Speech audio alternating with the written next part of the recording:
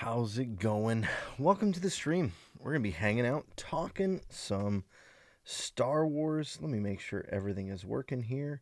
If you're new here, welcome to the channel. This is Force Fandom, and we talk about all things Star Wars. Tonight, we're going to be looking at your comments. Specifically, we're going to be starting off talking about what would we do? How do we fix Star Wars? That's why you clicked on the channel or on the video, and that's what we're going to talk about. So we're going to take a look through those things. But before we do, there was an article that came out recently. An article that kind of got Twitter up in a buzz. And it's this article right here. Oh, wait. Hold on. Technical difficulties. 1 second. See, you got to do some of these things live. Sometimes things don't work the way you want them to. Man. And you think you set everything up the way you want it. There we go. Now it's working. Here we go. Hollywood Reporter.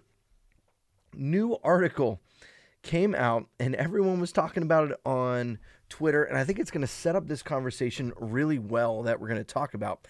Here's the title. Is Disney bad at Star Wars? An analysis. Now, I don't know if you've read this article, but I have. Man, and a lot of the comments on Twitter show that people only read the headline, because this actually isn't a manifesto or an example of why Disney is bad at Star Wars. Actually, it's quite the opposite, and it's an attempt by the Hollywood Reporter to try and convince people that what Star Wars is now under Disney is actually not that bad. And oh gosh, I disagree. Wholeheartedly disagree. So if you're here in the chat and you're here watching, let me know in the chat. Looks like Lanix is here. How's it going? Welcome to the stream tonight. Glad you could be hanging out. But we're not going to read this whole article. I just want to point out a few moments in the article because it is quite long and I don't really feel like reading the whole thing. You can read it if you want. It's on the Hollywood Reporter. Pretty straightforward. But they come out here and they go through, actually quite impressively, all of the things that have been canceled. And it talks about The Acolyte, talks about all the different things going back to 2012 when Disney took over, talking about The Last Jedi, into The Rise of Skywalker and the problems that came as a result, and into Solo, the money that was put there, so on and so forth. It goes through some of the animated things and then into live action. And it tries to make the case that even though Mandalorian is really the only successful live action show, Disney isn't really that bad at Star Wars because, hey, they did things like The Bad Batch. They did things like Star Wars Rebels. They did things like The Visions. And a lot of those things were widely enjoyed. But what they forget and they don't talk about is the fact that they weren't really that widely consumed. And so while these animated shows might be loved by the people that like those things, that's not the vast majority of fans. And as we continue on throughout this article, they make the case that because of the success of The Mandalorian and the spin-offs from there, even though Boba Fett and some of these others were quite terrible, they will at least acknowledge that Andor and Rogue One were two of the bright kind of shining spots in the fandom. And really this whole article comes down to one line. Let's see where it is. No, it was the end.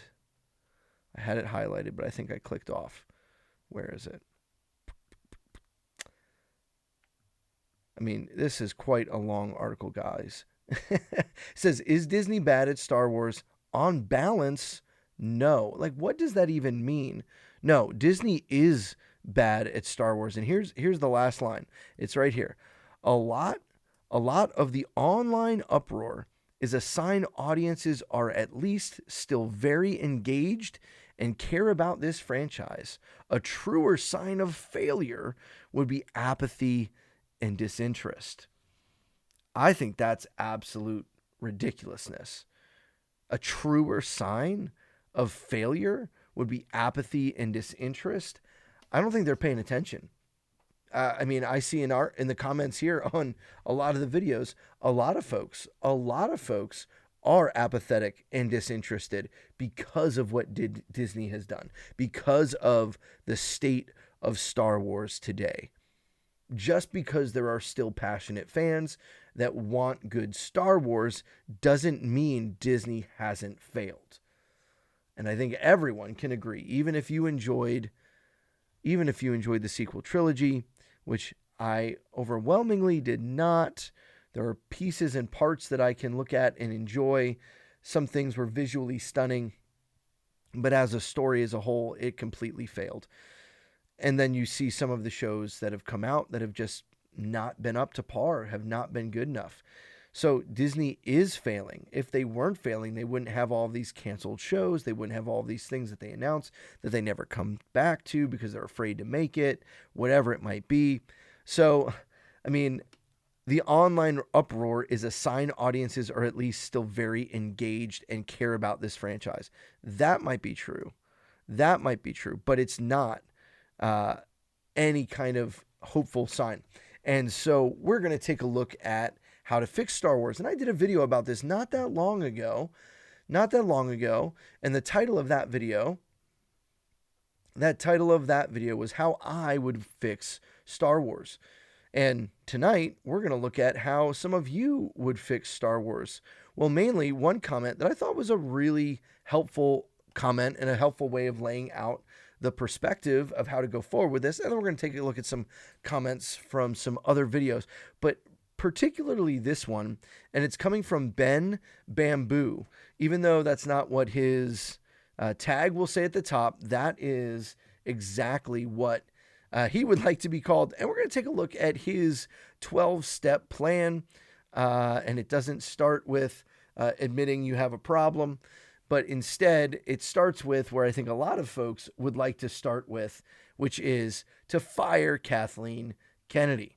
If he were in charge, if he were to fix, it would start there. And I think that sums everything up right from the get-go. This idea of Disney has failed and the people in charge have to be held accountable. And I agree. In the video I made, I tried to take the realistic approach as if they brought me on to try and fix it. But I do think that changes from the top need to be made. Lennox chiming in here. Oh, I got to squeeze this out. Oh, it doesn't show up. What in the world? I will have to fix that. That's annoying. Sorry, your comment is cut off. I'll just read it here. It says, the two distinctive ways of thinking about this. Commercially, is Disney poor at managing the Star Wars IP? And is Disney appropriately handling the IP narratively? I'd say no to both. Absolutely no to both, right? Yeah, commercially, what have they done that has been good? I would even go so far as to say the things that they've marketed have just completely missed. No one likes the characters that they've made. And of course, the way that they've done it narratively, man, it just even, and I know the Acolyte is the freshest in our mind, but narratively has been just absolutely frustratingly bad. And so I would agree. They've failed. So what do? How do we fix this thing? How do we go from here? Continuing with the comment, it says, promote Jon Favreau. So fire Kathleen Kennedy, promote Jon Favreau to head of Star Wars division and Lucasfilm, and Tony Gilroy to script supervisor of all Star Wars TV and film content. I would tend to agree with this as well. I think out of the two successes we've seen at Disney, it's under Jon Favreau and Tony Gilroy. And let's say three successes, because I'll include Rogue One as a success, because I think Rogue One was pretty much universally enjoyed, and at the same time, I think was narratively pretty good. Yeah, there might be some things lore-wise that you wish were a little bit better continuity. That's fair. That's a fair pushback. But I think between Favreau and Gilroy, you're looking at, hey, you two are the ones that have only produced the good stuff. So let's put you and promote you, and let's figure out how that goes. And then to be right after that. That means no longer. It's demoting Dave Filoni. I agree. I'm pretty close to getting to the point of saying fire Dave Filoni with Kathleen Kennedy, and I wouldn't have a problem with that if you just moved ahead with Favreau and Gilroy. But we're going to see how this lands. Again, this wasn't mine, but I agree that a demotion is needed. Number 3, make George Lucas's version of the sequels animated. And I thought this was interesting, right? Because there comes a point where there were some ideas of something to do with Luke, Han, and Leia, and a way to tie that all up in a satisfying way that wasn't just necessarily Heir to the Empire, though I think you could do something like that. But doing this way, you at least run away from the issues of having to recast, because you could make the people look pretty similar, and you would just have to find someone who had a voice that'd be similar. I would not be in favor of AI voicing, but someone who maybe had a voice that was good at voice acting that you thought would work. Now, here's the issue, though, the problem, and it's mostly because people don't really engage the animated stuff. They just don't. It doesn't move the needle nearly as much. Even in a show with Bad Batch, what I thought was pretty decent, wasn't my favorite. It didn't hold me as well as Rebels. I enjoyed Rebels, but now looking back at Rebels, I'm frustrated because of the things that have come out of Rebels are part of the problem that we have today. That's just my opinion. So animated would do something, but I don't actually think it would be... It might accidentally be a spit in the face of the fans that actually want to see this thing be fixed. So, but again, that's better than nothing. Star Wars Network is here, says, I think Star Wars can be saved, but it needs new leadership, and I mean someone we have no idea of. No John, Dave as leaders in their story group, yes, but not as president of Lucasfilm. I think it's fair. Fair. Let's see if my screen... It's cutting off I have to adjust. I will. Thanks for the comment, Star Wars Network. Appreciate it. Lanix, I think I'd be okay with the sequels animated far off later if Disney redeemed itself properly. Yeah, I would agree. I think that, again, the purpose of doing, right? Let's come back to this. Why? Why make the George Lucas version sequels animated? Mainly because it's the only way it's ever going to happen. I don't think you can realistically. No one is going to.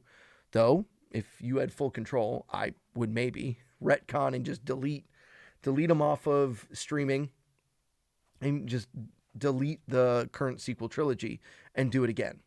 Admit you went in with a terrible plan. I don't think the idea of a Rey character was a terrible one. I don't think the idea of a Finn character was a terrible one, or of Poe Dameron. Like, on paper, I think they're interesting characters, but narratively, the way they played in the story, it just all fell apart. So, I think you could do it. And then number 4, officially declare that Disney sequels took place in an alternate timeline. See, so instead of deleting, you're just going to say alternate timeline, and we're going to go with a whole different. And here he gives some explanation here. An alternate timeline may have already been created with Ahsoka in Rebels when she saved Vader in the World Between Worlds. As a result, this new timeline, Ahsoka interferes before Luke's failures and prevents the loss of the Jedi Academy and his abandonment of the rebellion, New Republic, that took place in the Disney Star Wars timeline. Nothing would have to be decanonized, including the divisive Disney sequels. So this is interesting. So we're just gonna split off. We're gonna have Ahsoka go through the World Between Worlds, maybe as a result of even things coming in this new film, right? Like, you could do that, or in a show, and she goes back and corrects Luke and stops all of it.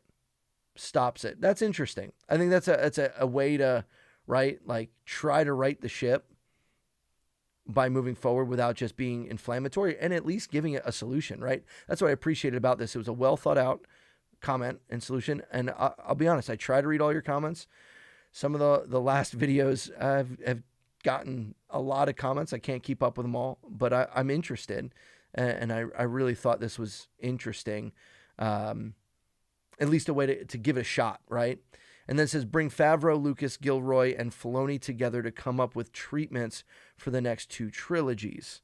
One set in the Old Republic, and the other after George's sequels, with George R.R. Martin and Kevin Feige providing additional feedback. Now, this is a group and a collection of very interesting people. Favreau, Lucas, Gilroy, Filoni. I don't even think Gilroy would want to be there. Filoni would just want to be hanging out with Lucas. George R.R. Martin, I don't know why, but hey, why not, right? Like, it's your way to fix it. This is very intriguing. I do like the idea of a trilogy in the Old Republic, and then one maybe far off, because that honestly is the only direction I think we can do, is go forward. But I think forward in such a way where the things that have happened are ancient history. And I know that isn't what's going to sell action figures and theme parks and that kind of stuff. But if we're being honest here, I think that's the issue. Lanix says, I like the concept of Rey. I like the actress that plays Rey. I think the execution was poor and she had no direction. Yeah, I'm working on a Rey Luke video right now. And the more I dive into Rey, the more that I come away with that character of just the comment in my brain is wasted potential. Because honestly, here's the one positive I'm going to say about the sequel trilogy. I thought the acting from the people on screen was some of the best we've seen in Star Wars. I think it was. I think the way that Kylo Ren was portrayed was done really well. I think the way that Daisy Ridley portrayed Rey was really good. I think the scenes that John Boyega was in were good. The actors and actresses, I thought, did a really good job. I just didn't like the story that they were told to act in, is what it comes back to. And so, yeah, that's you kind of can't get away from that. Star Wars Network says, I do special editions of the sequel trilogy where we'd edit them into cuts that are more acceptable. Oh, that's interesting. That's an interesting thought. Yeah, that's pretty cool. I think Marvel's doing its alternate timelines kind of showed the dangers of doing that sort of stuff. It can work, but it can equally not and be more off-putting. Yeah, I think we got something on life support at this point. So it's kind of a swing for the fences. Who knows what could happen. Finishing 5, Disney can create their plan for any Star Wars films following their sequels without George. Yeah, I think bringing Lucas back in under the guise of let's tell the story that Disney was unwilling to tell. George handed off his notes and they threw him in the trash, right? That kind of thing. I'd be game for that as long as George is not directing. I think you can find someone to direct this, but if this is the story group, that's interesting. And I like the idea of George R.R. Martin just from a character development standpoint and bring someone in, right? Like, yeah, that's interesting and different. Number 6, release the despecialized, unaltered, non-revisionist original theatrical versions of the OT on Blu-ray, 4K, and Disney+. Intriguing. Not sure what the purpose of that would be to do. Agree, I think they should be able to be purchased. I think every version of Star Wars that's been available should be available to purchase. So you should be able to watch the original theatrical versions along with those other ones, right? I think that's fair. It was there. It's part of our history. It's part of our nostalgia. And if someone wants to watch that one, I mean, I would probably buy that. I don't like to buy Disney stuff. But I'd probably buy that. Number 7, remodel the Star Wars theme parks after Force World 2.0. This is interesting. Okay, I had to do some digging. I didn't have a Star Wars channel around when this kind of stuff came out. And I pulled up a video we're going to take a look at here in a second. First, I want to hop into the comments, see what you guys are saying, and we'll jump over there. Star Wars Network says, I'd make an Old Republic saga, 9 movies, main characters, Raven, Bastilla Shan, first trilogy being The Great Sith War, second trilogy, The Mandalorian War, third trilogy, the Jedi Civil War. Yeah, I think doing something along those lines, man, I just really got to go fix this. This is bugging me. Hold on a second. I'm going to fix it right now and see if it works. No? Is it working? It's not working. That's really annoying. Man, I got to get that fixed for next stream. My bad, guys. I thought I fixed it all last night, but technical difficulties abound. Who knows? But at least hopefully the audio and video looks good. So we're going to hop over here real quick. Let's see which tab. Here we go. So this was on Freeform, from Freeform Disney, and it's a what if walkthrough of this right here. Let me know in the comments, have you seen this before? I didn't. This is the first I've seen it. Again, I wasn't really that plugged in when this came out a number of years ago, and so this was kind of new to me. This was back in 2020. It's not that I wasn't a Star Wars fan, but I really wasn't consuming. I was honestly unplugged and just consuming the shows. I wasn't really going deep into Star Wars Twitter and all that other kind of stuff. But here is like a proposed theme park idea concept for the Force world. Yeah, it's interesting. Let's take a look, because the attention to detail. So here's what is intriguing about this to begin with. This is not just a looking forward. This is an encompassing of Star Wars. All of it. Not just Rey and Kylo and new stuff, right? It's continuing from there. Let's take a look just at a few minutes of the breakdown here. We're not going to watch. I mean, this whole video just walks through. Who knows? If you're enjoying it, we could walk through it. But we'll watch a little just to see the attention to detail. And yeah, check it out as we go. Let me pop on my headphones so I can actually hear this and see if you guys can too. Right off the bat, look at that theme park in the shape of the Millennium Falcon. That's awesome. It's got to have some kind of cool shape, not just be amorphous, right? And yeah, isn't that interesting? The whole thing. And it makes sense. It's just an oval with a wild, cool entrance. It's pretty sweet. Come up on the entrance over here. There's a big old plaza and a fountain. We can see C-3PO and R2-D2 to greet us, and they're right next to that fountain, and that's got this really cool old classic art style from the original.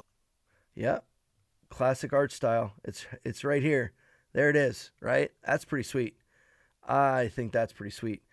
Because, again, what is it? It's recognizing what is the heart of Star Wars. I think that was part of the problem of everything right now. It's like everything was whitewashed and put away from the original trilogy, and we're only going to show our sequel trilogy characters because we killed off all your old ones. Posters for Star Wars in the middle of the fountain. Nice callback. And then we go through these gates that look like they're Jabba's palace, so we got to go in through there, and we're right in That's Coruscant pretty sweet. Off the bat. Jabba's palace. Very nice. The only time we've seen Coruscant in the movies at this point is definitely still the prequel, so we start out right there at the beginning in that sense. And I can see Kit Fisto, get to meet him, and Mace Windu. Oh, very cool, very cool. Well, let's see, what activities do we have in there? Palpatino's Pizza, Dex's Diner. Oh, yeah. Gotta go to Dex's Diner, Pizza. even if I'm a pizza person. Apparently, the Jedi Temple have a Become a Jedi activity. And there's a battle over Coruscant in 4D that we get to watch. Nice. Senate Debating Chamber. I wonder what we get to do in there other than just see it, which would be amazing. Yeah, I wonder. And again, like, this was made, this idea, this concept was a number of years ago, and technology even just has come so far from that. And you see things like the Sphere in Vegas, and incorporate things like that would be so interesting. Maybe they let us go into each of those different pods, and inside that comes some kind of video. Jared, good point. Well, let's take your first comment. I agree. George Lucas shouldn't ever direct any more Star Wars. ESB was the best and only movie he didn't direct. Yeah, and I think he should have taken cues from that and been writing and allowed someone else to direct. Force World 2 looks awesome. Sounds pretty neat. Cool idea, but is Star Wars 2 damaged for people to care and visit? Here's the deal. Jared, to a degree, I think so, but even just what we've seen, the entrance in, this is an homage to the Star Wars that's been. not just the Star Wars that is. And I don't know about you, but the Star Wars that's been is something that I enjoy. I'm not saying that I would go to Disney because I'd rather just own another car, but this at least is something that I think would be celebrating Star Wars instead of just forcing down New Order. Like, this is why the whole dang hotel failed, because it was barely Star Wars. It was like the people, again, that made it had no idea what Star Wars even was, which maybe, I don't know. That's kind of the whole problem that we have with Star Wars right now. The people making this stuff don't know it. And don't get me wrong, I don't know lore. I am not a lore expert. If you're here for the channel and you're looking for someone who knows every ins and outs of lore, that's not me. I'm a regular Star Wars fan who loves Star Wars. I know what I know and I know what I don't know, and I get stuff wrong. And every now and then people let me know about it in the comments, and that's fine. But something like this, I think, is pretty interesting, especially ride or something. I can also like, watch what's them coming up do some next. Kind of performances down in the center. That would be cool. While sitting in the Senate pods, nice. And as we come to the end, we get Darth Vader's TIE Advance. And Exactly, the Lanix. Lambda Yeah. shuttle, very nice. And the Death Star, which has got this interesting Death Star / Starkiller base theme going on. So I imagine if we see it from this side or anywhere on the left inside the park, we see the Death Star, because that looks like it's all original trilogy land See, over there. here's a way to do both. And on the right Original. side, where we've got some of the new trilogy, you'd see a Starkiller base. That's neat. Wonder if you're over an Endor, it actually looks like the Death Star too. Or is that asking for a little too much for it to look like 3 different things, huh? Now imagine if that Death Star was like the giant orb, whatever it's called, in Vegas. And then you can go inside and pay to watch the looping trilogies, whatever, in the crazy setup in there. Be just the best theater on earth. See, like, how this would be a take my money scenario, as opposed to, like, let me just go buy a lightsaber at Galaxy's Edge, right? And actually, the Death Star... Oh, he liked my it's joke. kind of called its own little land. Super tiny little land. So some kind of fun escape So you had thing Darth inside Vader, what Kylo. Looks like it was probably considerably bigger than Spaceship Earth. Wonder how interactive it would be. Around the rest of the side, we do see some other characters that would be able to greet Darth Vader, Kylo That's Ren, interesting. General Hux, some of the... Let's skip Okay, ahead. let's jump back. We're going to head on all the way back out and then take a turn over to Tatooine. And Tatooine look... Okay, did you see it? Hold on. If we back up just a second, you can see that to the right, to the right was Jakku, because you had the downed destroyer. And now we're in Tatooine. You can see all this stuff. So just like this whole setup. Yeah, so here's sequel trilogy. Here's original trilogy. Now, again, this is all presuming that all of the previous changes have been made. And if you're just joining us, we've been walking through this awesome comment by Ben Bamboo. Thank you for the comment. And we've been walking through all these different things. Quick recap: fire Kennedy, promote Favreau and Tony Gilroy, demote Filoni, make George Lucas' version of sequels animated, officially declare Disney sequels took place in an alternate universe. Favreau, Lucas, Gilroy, Filoni, Martin, Feige, all giving feedback into multiple sequels. Release the despecialized, remodel the theme park is kind of what we've been looking at right now. And even when you come back here, to this, you can see there's just so much attention to detail here in this, where you're going to go through Tatooine, you've got Endor, you've got Hoth, you've got all these different things. You've got the spaceport down here with a mini Millennium Falcon, and you've got a Corvette down here, and just all, like, that's what we'd want. And honestly, it's something like this. It's a theme park that's going to pull families back in. I'm not saying you're going to get the younger generation coming here, but who's going to go here? Mom and dad are going to go here. And then you might make Star Wars fans as a result of this place. I don't know. It's a cool idea. I wish I'd thought of it in my video, but I would have definitely included it if I had. That's why we're here.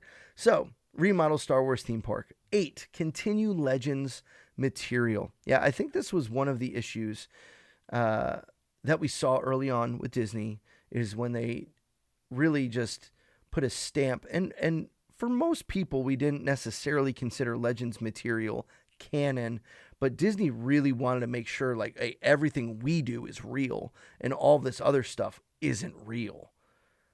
I mean, that just pissed people off from the beginning. And it just showed that they don't care about the source material and what's there. And yes, admittedly, there's some stuff in Legends that isn't great, but what I've read in Legends, I've enjoyed. And it's not like I've read every book and every single thing. Make Star Wars video games a higher priority. This one is really intriguing to me because you have an IP that could be doing so much more, and so much of what helped people love Star Wars, people like me who grew up in the 90s playing N64 and GameCube and PlayStation 2, and were the video games.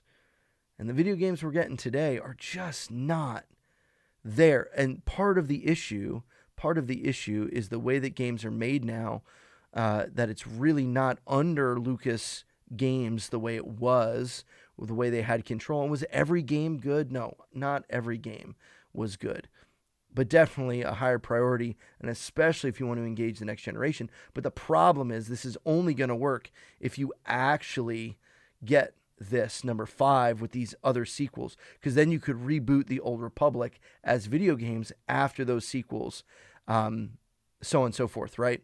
I think that's the only way it ends up working that way. Number 9, make sequel video games. Number 10, no more 30-minute live action episodes, 45-minute to an hour minimums. Okay, so I don't need these anymore. Also, because of one of your comments after the video I made about the possible cancellation of the Rey movie and Stephen Knight's involvement in that, I'd never really gotten into Peaky Blinders. I'd never watched the show. I'd never sat down and I've enjoyed a lot of other shows and fantasy and all over the place. So I sat down to want to start watching Peaky Blinders. I was like, okay, why did Stephen Knight get pulled in to try to do this? And I just started season 3 last night of Peaky Blinders. And man, it's gripping. Like, every minute on screen is gripping. They're telling a story, and you're wondering how they're going to get out of this and how they're going to accomplish that. And then there's twists and turns. And yes, they're not working under the IP of Star Wars where you have to worry about lore and all these other things. But come on, this 30-minute, like, people are long past, or at least the audience that you should be going for is not interested in the Saturday morning cartoon version of a live action show. We don't want a sitcom. We want cinema brought to us in 45-minute chunks. Or maybe I'm just speaking for myself, but that's what I think would do well. I'm not saying it has to be exactly like Game of Thrones. No, I'm not saying it has to be like Rings of Power. Oh, please no. But because again, I'm not just saying you go to 45 minutes, your show works. But what 30 minutes tells to me, what this 30 minutes runtime tells me is you don't really have a good grip on storytelling because you don't know how to do character development and tell a good story and really build something. You've unfortunately broken your idea up into 8 cliffhangers, and then you're going to go from there. And I think that's one of the problems of film writers, people that write movies, coming and writing TV. It's very different. You have to think very differently. You can't just take, imagine if you took one of your favorite movies, or even just take one of the original trilogy. Let's take Empire Strikes Back. If you broke that up into 40-minute episodes, that would be horrible. It would not be enjoyable. You'd have to change so much. And I think that's part of the problem. So if you are going to do live action, I think 45 to an hour minimum. And if you can't come up with that, it's not worth doing. So I would agree with that. If Game of Thrones can do it, so can Star Wars. Having 45-minute episode length would change something that's Saturday morning kids cartoon length to a must-see appointment television event that's epic in nature. Yes. I would agree. I think it's good. More in-depth, and he goes into some more explanation here I think is really interesting. And then we'll hop back into the chat, catch up with you guys, even though it's not showing up on screen. Wait, will it show up? Will it work here? Maybe it just wasn't working on that scene. No, it's still too zoomed in. I got to go into the settings, and I'm not going to do that on stream because that's boring. Here we go. More in-depth explanation of the steps. Gilroy's supervision doesn't mean everything will be like Andor. It shouldn't. But I really enjoyed Andor. I should probably share more about Andor at some point because I wasn't making videos then, but I've got thoughts. It just means that quality of Star Wars material will rise to a much higher level. Gilroy has more than proven himself on big and small screen with Rogue One and Andor, which were fan or critically acclaimed, if not both. So I think the pushback, let's play devil's advocate, because I like devil's advocate. Tony Gilroy doesn't like Star Wars. He doesn't. He's not really interested. He was brought in to fix Rogue One, not really to make it Star Wars-y. My concern with Tony Gilroy, and it's a fair criticism that I think a bunch of people brought when Andor came about, was that Andor didn't feel like Star Wars. And that's true. It felt different. But it also, I think there were moments that it felt like, oh, this is Star Wars. But it definitely felt more dystopian, more gritty. The rebellion didn't quite connect. It felt different, and that's okay. Like, it doesn't all have to be copy and paste original trilogy, whatever. But if Gilroy's going to be given a bigger role, I would just make sure, like, I'd be fine handing him really the directing role and the helping rewrite to make it more interesting. But you really have to have people on the same page when it comes to how does this feel like Star Wars? So, despite my high hopes, Filoni has shown he needs more assistance, it's putting it so gently, with live action than previously thought after Ahsoka and Acolyte, right? So, more assistance is the kindest you could have been. I think Filoni has Ahsoka 2.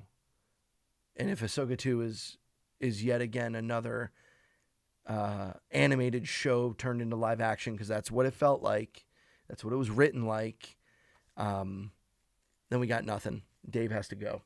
And the fact that he didn't stop the Acolyte-ness that we got is just so, like, Dave's canon perspective is just weird. I would love to hear more, because what I've read in articles from the Acolyte sounds like Dave is just like, oh yeah, do whatever you want. It's not a big deal. Doesn't have to all match.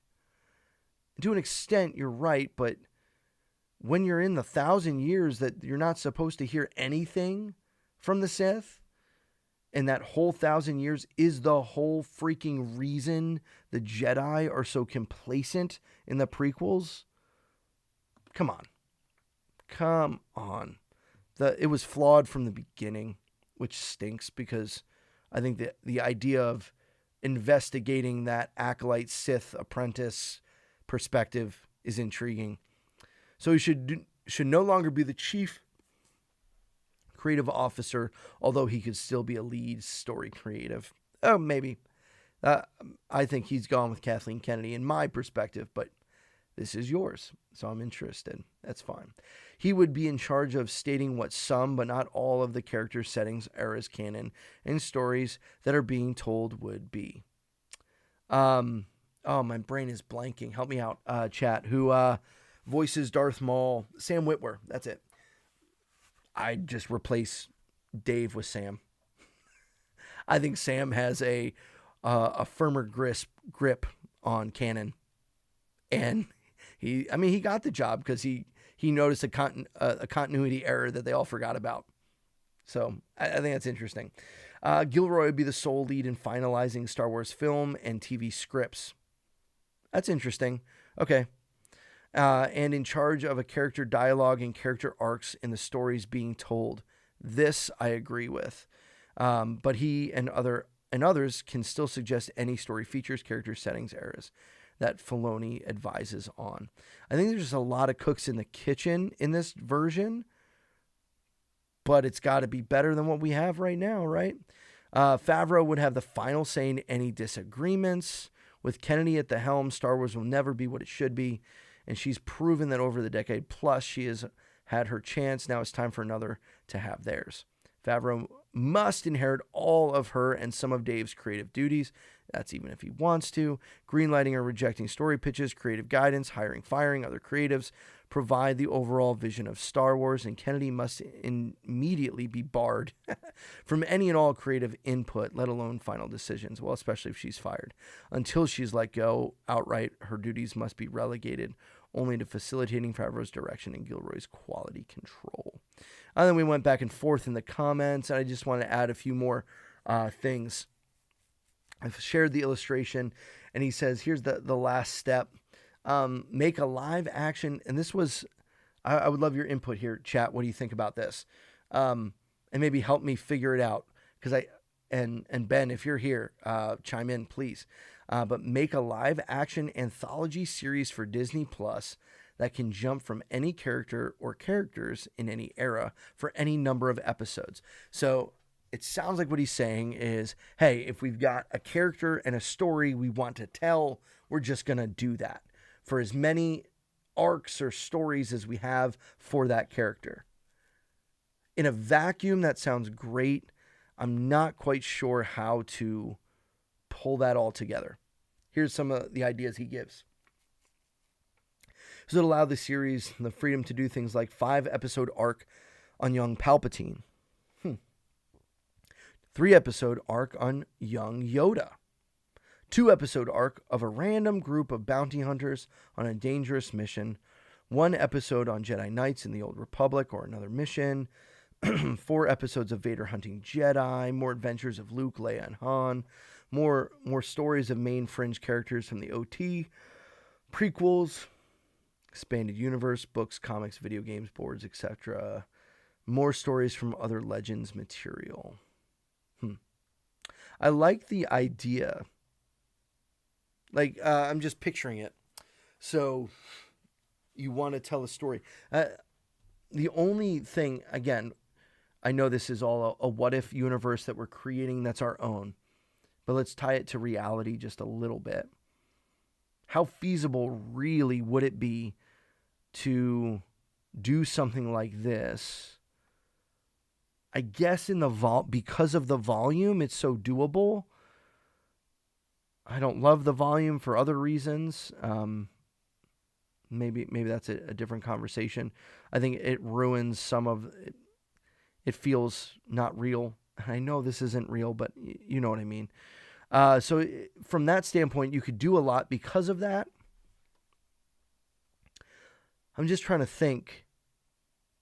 I wonder if you did them all in like 4-episode arcs, right? Like, I think there's some kind of system here where you want to do a story about someone and they don't necessarily determine a whole show, but you want to just do it. I don't know. Chat, what do you think? What do you think? I'll hop back in, see what you're saying. Lennox says, in my opinion, it felt much like Star Wars to me. Oh, talking about Andor. I think having a perspective like Andor added so much context to the universe and it respected the narrative. Oh, I'd agree. I absolutely loved Andor. And I think I could be convinced either way. I do see the side of the argument for people that didn't think it was Star Warsy enough. It says, after listening to the Dragon Quest developers and Sony dev whistleblowers, I think Filoni is forced to accept their demands, as a lot of these workplaces have been taken over and influenced by DEI. That's fair. Until we actually would sit down and talk with Dave, I don't think we'll ever know. An anthology sounds good. I do think it's a bit too ambitious, as listed in the comments section. Well, yeah, I think you start. Here's what I would do. right? Like, these are the ideas. You have your board, you have your wish list. And I think you, at minimum, do young Palpatine. You've got good source material to go off of, some great novels to kind of give you some guardrails and ideas to go from. Young Yoda, we just have so little. Like, there just isn't much there that it would have to all be like recreated. And I think that's the challenge you run into, is keeping it in lore. And I wonder if some of these things aren't yet like novels first, like someone expanding upon these things and then making them other way around. Like, because a lot of times they make the shows and videos, movies first, and then they do the novelization to fix whatever. Oh, my voice went there. To fix whatever or add whatever they needed. I don't know. It's interesting. I really like this idea. You want to know why? Because you don't have to recast Vader. You've got the suit. Like, why are we not getting more Vader stories? It could be Vader stories that are like, what is Vader doing when not looking for Obi-Wan Kenobi, right? Like, I don't know. That's interesting. Especially tying in some of the video game storylines. I think that could be helpful. Lennox says, I mean, it would come down to how we'd want to tell Star Wars story collectively. We have a lot more questions than suggestion ideas other than telling Palpatine's story because it's likely. Yeah, I think you'd have to play this out. And if someone was willing to write a young Yoda arc, I mean, you listen to it, right? You figure it out. That Yoda is one of the most intriguing characters in the whole entire Star Wars universe. And what we've gotten in live action so far is he's complicit in a cover-up. Like, come on. This is insane. Insane. Everything and anything you want to showcase in the Star Wars universe would be available to explore. Yeah, especially going into Legends material. I think that could be some interesting things. This is maybe where you can introduce the Yusong Vong and things like that. Everything and anything you want to showcase. This is a guaranteed win because even if most of the audience hates one story arc, they can love the very next one. Yeah, I think the bite size, you're only going to get this if they already trust based on the movies and the stuff previously. And if you didn't hear that stuff, you can rewind and go there. Furthermore, any stories in the anthology series that blow up with the audience can spin off and become its own dedicated series. So basically it becomes a can't miss. So besides being a can't miss, the show would also serve as the ultimate market research tool. Lucasfilm would see almost in real time what's working and what isn't. It's intriguing. It's a different way of going about it, and it would really require the willingness to commit. And without a lot of risk, because resources would never be overly dedicated to just one story in the series that could tank the entire show, talent budgets. So this is my only question, because I don't know. I think it would cost more than you would imagine per episode. And if that 4-episode arc bombs, I think you can't, in this day and age, make things that you don't think could be made more of. That's all. And 12, in case you missed it, Fire Kathleen Kennedy is the first time because it was 11 steps back. 11 steps is bad luck. Wink. That's hilarious. Anyone who says there's no source material for Star Wars said, I don't owe anything to the OT fans. And when asked in on Cam interview if she was a Star Wars fan, could never bring herself to simply say, yes, I am a Star Wars fan. I think he's talking about Kathleen. She has no business whatsoever running Lucasfilm. Incompetence, animosity, detached apathy are the very last qualities anyone would want in someone in charge of this loved franchise. Kennedy's toxic qualities have spread throughout Lucasfilm. I would agree. Stop all of this by getting rid of her now. Hey, Ben, I want to say it right. I'm going to look because you commented such a thoughtful, in-depth comment from the beginning, and you said it right here. Ben Bamboo. Sorry, I had to scroll back and forth. Thanks for the comment, man. I appreciate it. I thought this was very interesting and a definitely well thought out plan. One that at least I think puts things on the right track if we're going. So, yeah. let's look at some other comments that you guys have had. Let's take a look at the chat first. You guys are still hanging out. Appreciate it. We've been here for almost an hour. Love it. Love hanging out with you guys. This has been fun. Let's see. Star Wars Network says we got Canon Vader comics that can be adapted into a series. Yeah, I would absolutely. Like, that's an easy win, right? Why not? I would. But here I guess, and I shared this in my original video. You might not have seen it, but I truly think the only thing that's actually profitable that would really make sense for Disney is to make films, to make movies. I think it's also the only way you're going to get back the casual fan that isn't quite interested in Star Wars again. And let me give an example, because I've got folks in my life, all kinds of different folks, some who love Star Wars, some who don't, and some that like enjoy Star Wars, but not that much. And I mean, some of those folks are like, yeah, I watched 2 episodes of Ahsoka, couldn't get into it. Didn't even touch the Acolyte because I didn't come back, right? But if there was a movie in the theaters, they would go see the movie. 150% they'd go see the movie. And so I think that the only way back is to first figure out something that would get people back in with a movie. And I'm not saying just sell them on a new set of characters. Do something to get people excited about. And if it even was just a Vader film, oh, come on. Are you kidding me? I know Star Wars Theory would be excited about that.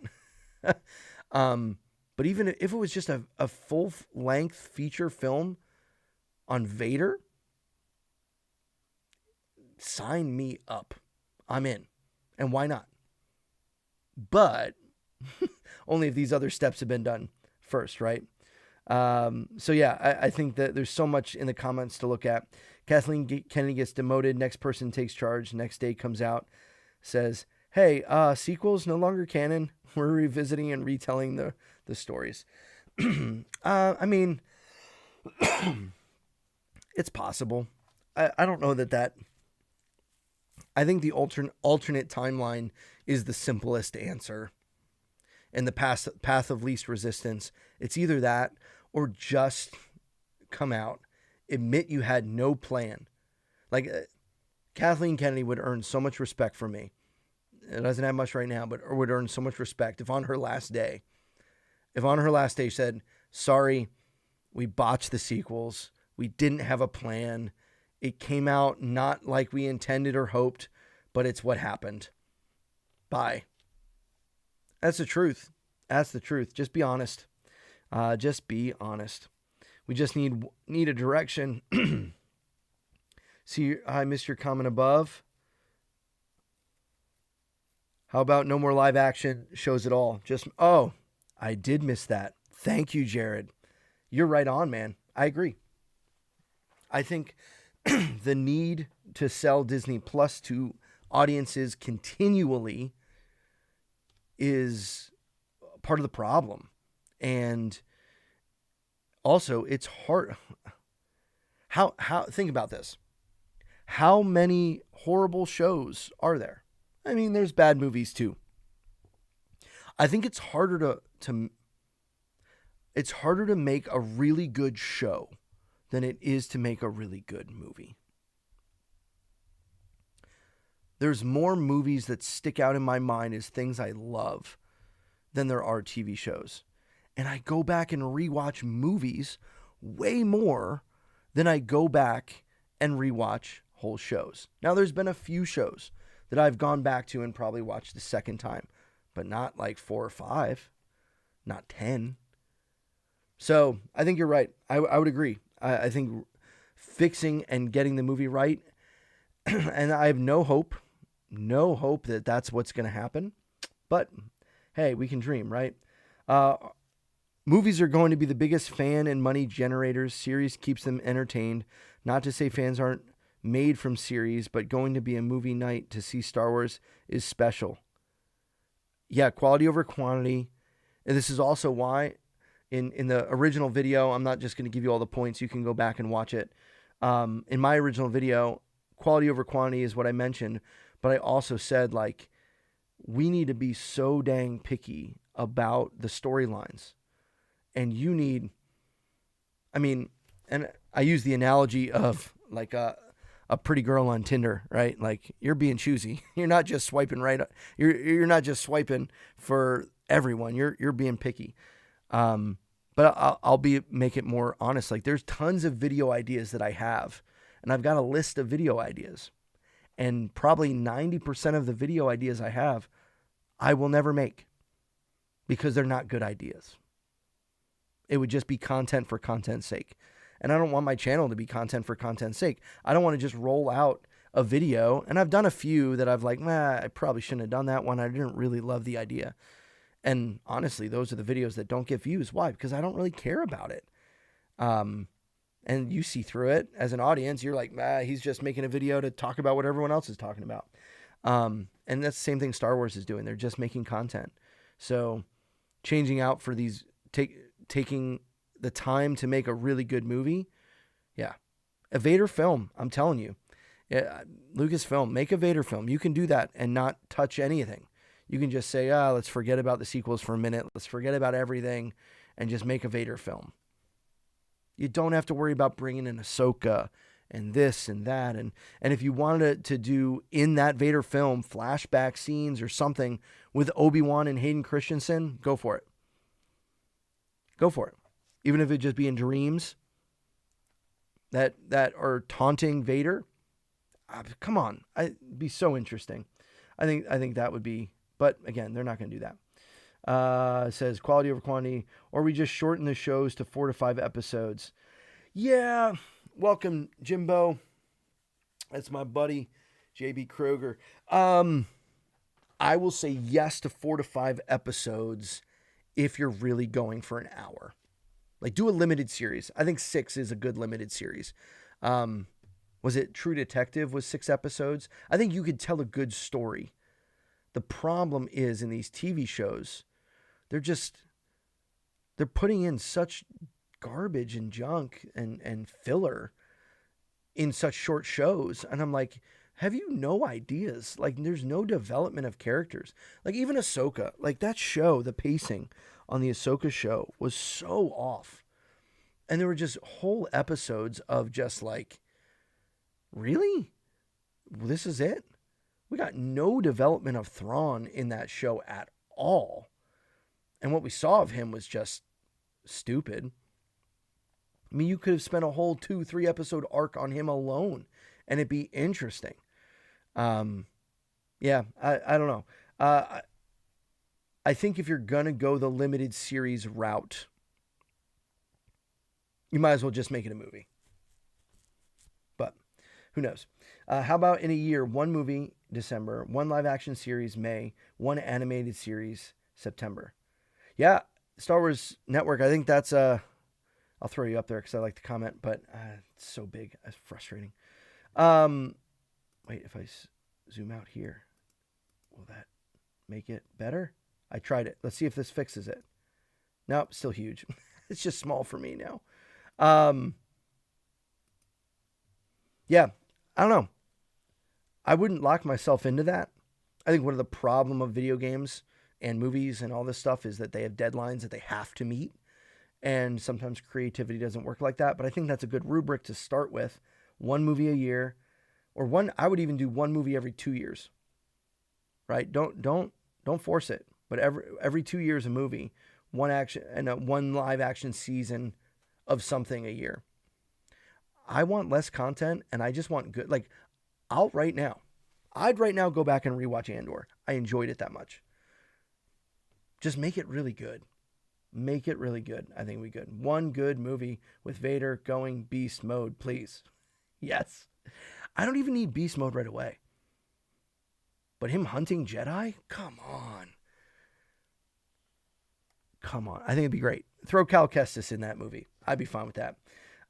Your Maverick versus Luke video was genius. Great video, masterpiece. Jared, I really appreciate that. Thank you so much. And if you guys have not watched that video, you should go watch it because Jared said it was a masterpiece.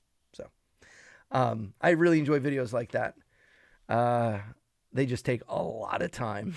That one, Man, I can't even tell you. I'd probably, honestly, here's the funny thing about that video. I'd been working on that video for probably over a month. And that video I had in my back pocket. And then all of a sudden, the whole Star Wars theory drama kind of exploded. And I made that one video that just went nuts. And a bunch of you found me because of that video, which was pretty sweet. And I was like, oh, okay, I got to finish editing. I got to finish this Maverick Luke video now. And maybe more eyeballs will get it. It didn't quite catch the way I wanted to, but I think that'll be a slow burn. I think that's one that people can enjoy for a long time. So we'll see. I'm working right now on a similar video, but with Luke and Rey, and not Luke from the sequel trilogy, Luke from the good trilogy, and comparing and contrasting why we love Luke and why we don't like Rey, and it not be about Daisy Ridley and all the things that people kind of say. I'm trying to get that one out while Rey and Daisy are kind of popping off in people's videos and whatnot. Vader or Star Wars Network says, Lord Vader, a Star Wars story. Vader has to hunt down Quinlan Vos. He would become a Dark Jedi. That's a great idea. Great idea, right? Why can't they come up with any of these? It's insane. Insane. Why? Because they're blinded by their own perspective. And that's a segue into what I want to talk about next. We'll look at some more comments. And this is coming from my Adam Savage talking about the prequels. If you didn't see that video, you should check it out. You might not agree. You might not love the prequels, but that's okay. Because I'm always interested in your perspective. I really enjoyed the prequels. Prequels were a big part of my childhood. And I think that's an understated part of this whole Star Wars thing, is when you saw what you saw, when and how it all came about. Because if we're honest, there's some things not great about the prequels. Here's what Mike Patton 8691 says. Personally, I believe the prequels should have started basically with episode 2. We didn't need to see Vader Anakin as a little kid. They should have spent more time exploring Obi-Wan's adventures and relationship. We would have lost nothing by skipping over little Anakin and starting with teen Anakin, deal with any necessary parts of Anakin's early life in a quick flashback or with exposition. I think this is an interesting idea. I think there's one main part of, there's one specific part of episode 1 that is why the movie was made. And I think that's partly why some of it narratively falls apart, because I think there was one thing that George wanted to communicate, one main idea. And so the rest of the movie kind of all was there just to get to that point.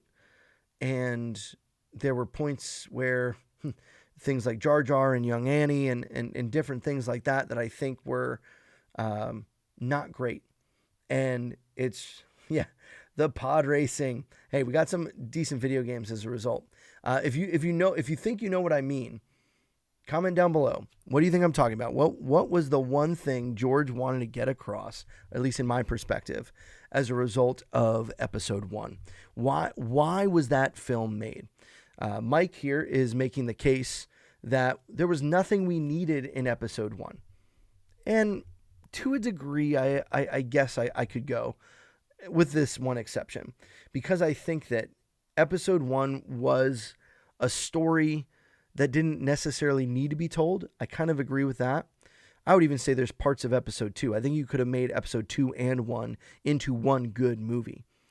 And a big part of that, like I said in my 45-minute video about episode 1, if you haven't seen, you can check that out.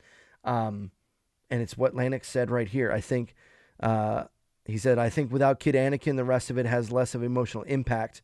It plays into Anakin's strong emotions, which is to be sold to us, which is sold through his childhood. Actually, I disagree. I disagree a little bit. And here's why. I think we needed young Anakin, but not child Anakin. I think that Anakin was too young for audiences really to get engaged. And I think we could have had a situation where you have a more teenage Anakin and you space the films out even a little bit, similar to the way that that Harry grows up in Harry Potter, right? You go back to the first Harry Potter films to the last, and I mean, Harry's an adult now, and he was a kid. But you go from that like teenage start more so.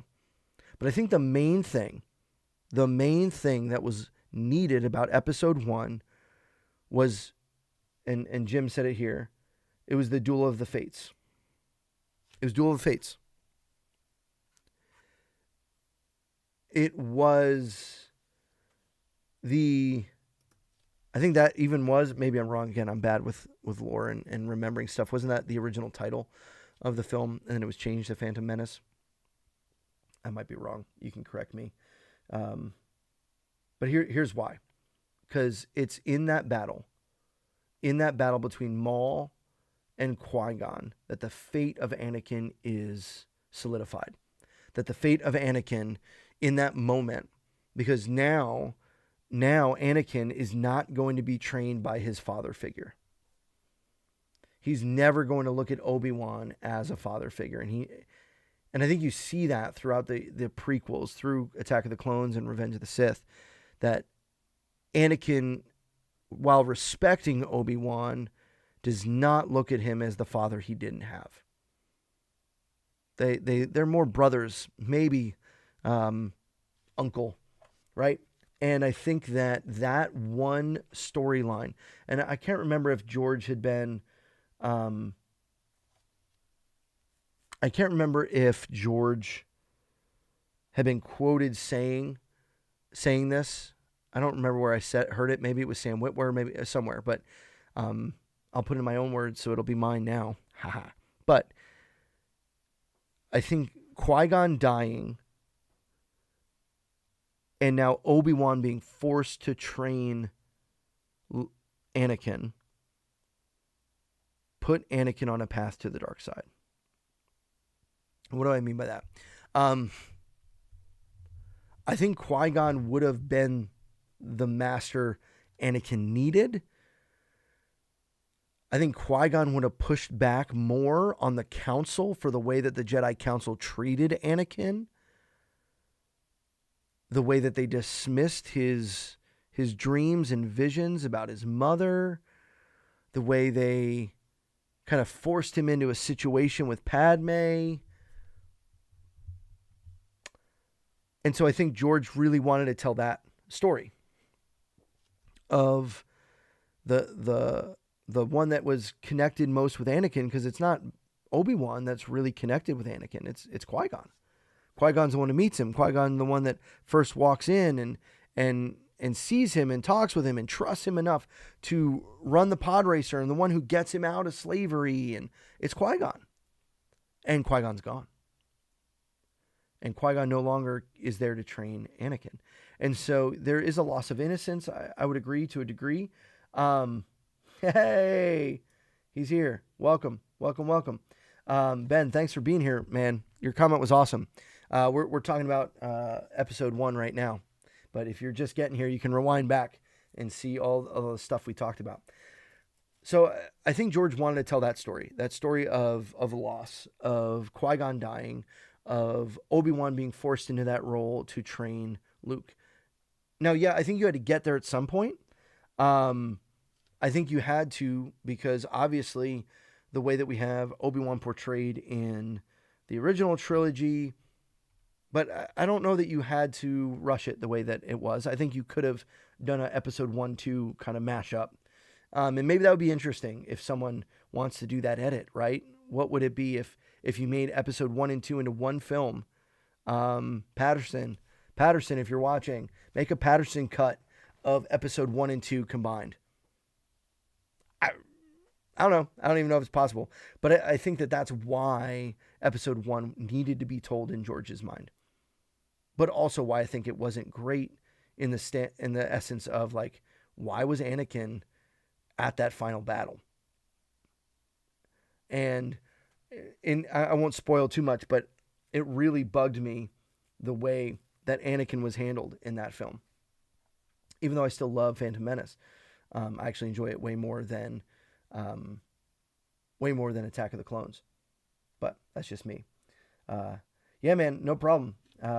Ben says, thanks for reading my comment. I got here late and just ran through your reading of it. Awesome. I'm glad. Yeah, you can throw it on double speed and get caught up pretty quick. It was interesting. I really appreciate the thought that you put into it. And so here, yeah, I think episode 1 needed to be told from a standpoint of how do we get to the master? How do we get to Obi-Wan? I think it could have been done differently. But overall, here's the comment again, that we don't need episode 1. We could just go with episode 2. And there's a degree of truth to that. But that I don't think fixes the prequels, because I think Attack of the Clones was the weakest out of the 3. I think if you take the best from both, and he said, look at Obi-Wan's adventures and relationship, fair. I think that'd be good.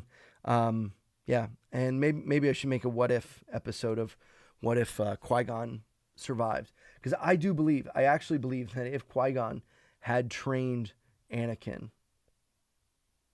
his turn to the dark side would have looked very, very different.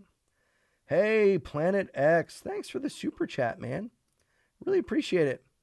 Thank you so much. It's not showing up properly on there.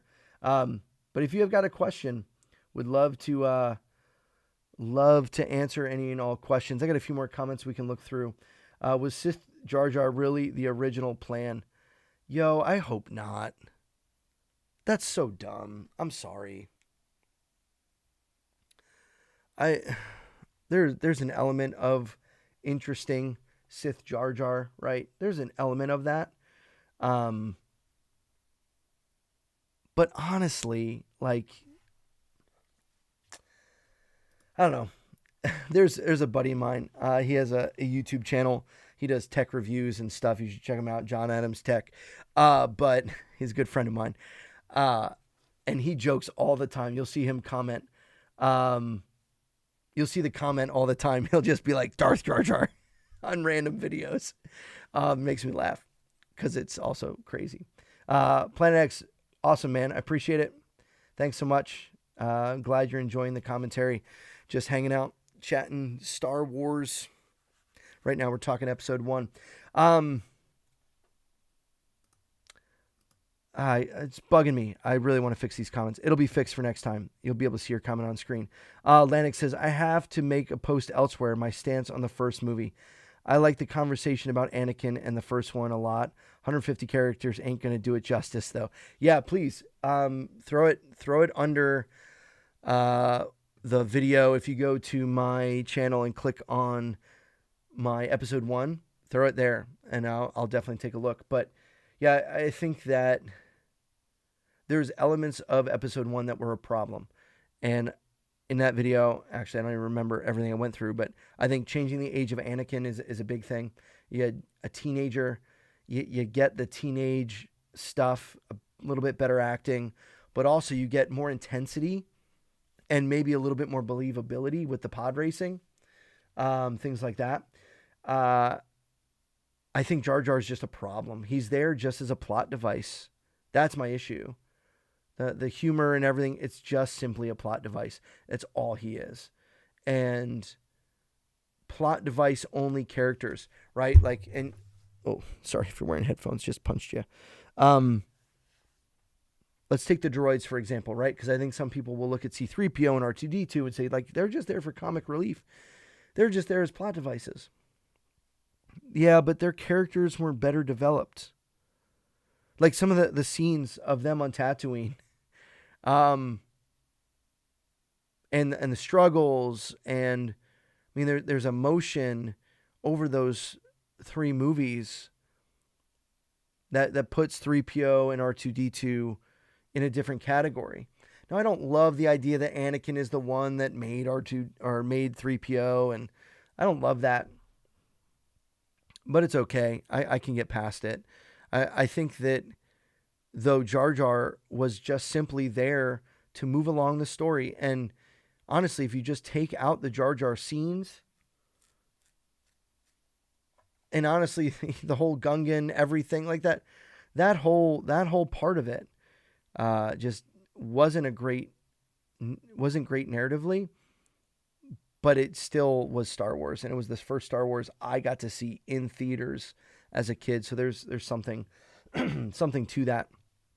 But back to this comment. Let's take a look at some of the replies. I replied. I try to reply on as many comments as possible. I enjoy being this size of a channel because I can kind of engage with you guys better than some others might be able to. It says no flashbacks, but exposition would have helped a lot, and also allowed the audience to sympathize with Anakin, making him more vulnerable and more human. That's if we got rid of 1 and just made episode 2 is what we're talking about if you're just joining us. Machete Orter. Exactly, just let Anakin reveal his past slowly in episode 2. He would discover that the Jedi lied to him and he was born of no father. Would have been a cool twist to the trope. That's interesting.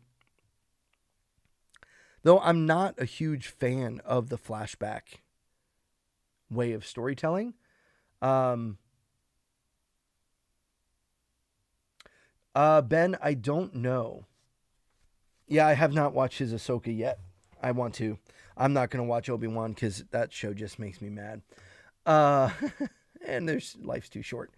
I don't know if he did a re-edit of the prequels. Maybe. Let me check. Let's check right now. Let's go to YouTube's. We will check.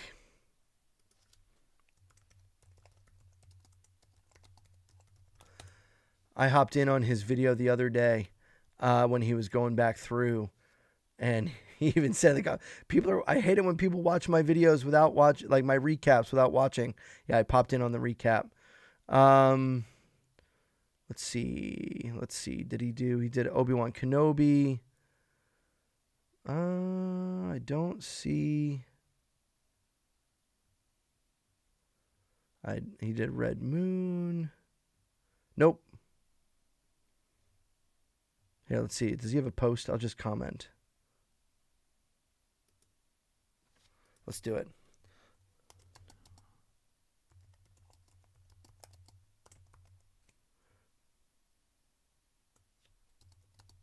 Let's say do a cut of episode 1 and 2.